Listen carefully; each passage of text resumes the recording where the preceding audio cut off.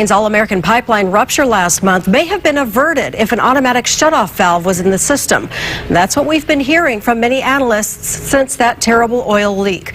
News Channel 3 senior reporter John Palmentary recalls a similar accident back in 1997. John, an automatic valve there worked, but not for long.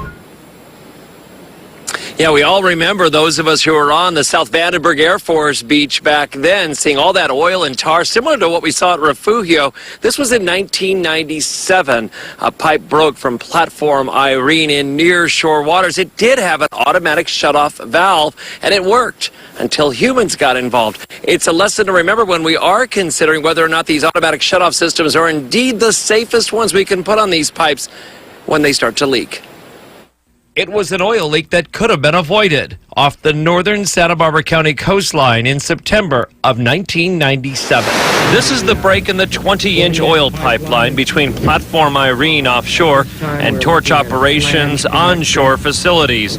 An underwater pipe broke near the shoreline. It's relevant today because some have said all the environmental and economic fallout from the Plains All-American pipeline rupture last month near Refugio State Beach could have been averted if that line had an automatic shutdown system when there was a problem.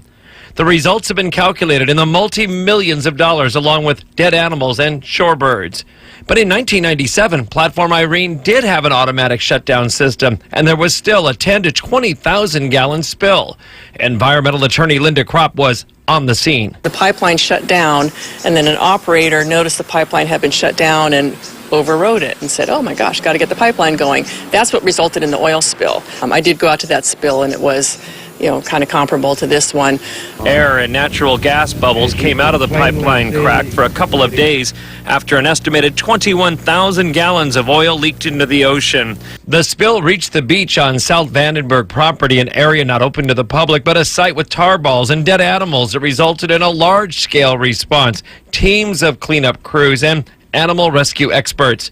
Also, the county at that time was not given a voice in that response, and it got worse near the Santa Ynez River mouth before it was better. The spill that time started offshore and came onshore, so the opposite of this one. And the agency said, oh, don't worry, the spill won't travel that far. Well, it did, and caused significant damage. So this time around, the county has been more involved. Now, as we know, the Plains All-American pipeline at Refugio did not have an automatic shutdown system. The company says that they felt more comfortable with human operators watching the gauges and reacting to some of the flow patterns that might be alarming. Whether or not it gets one when it's repaired is still to be determined, and there's plenty of time to figure that out, because what we're hearing is it's going to be many months, possibly a year or more, before that line is operational once again. We'll certainly keep you posted. Reporting live overlooking the Santa Barbara Channel this evening, I'm John Palmentary, News Channel 3. All right, thank you, John.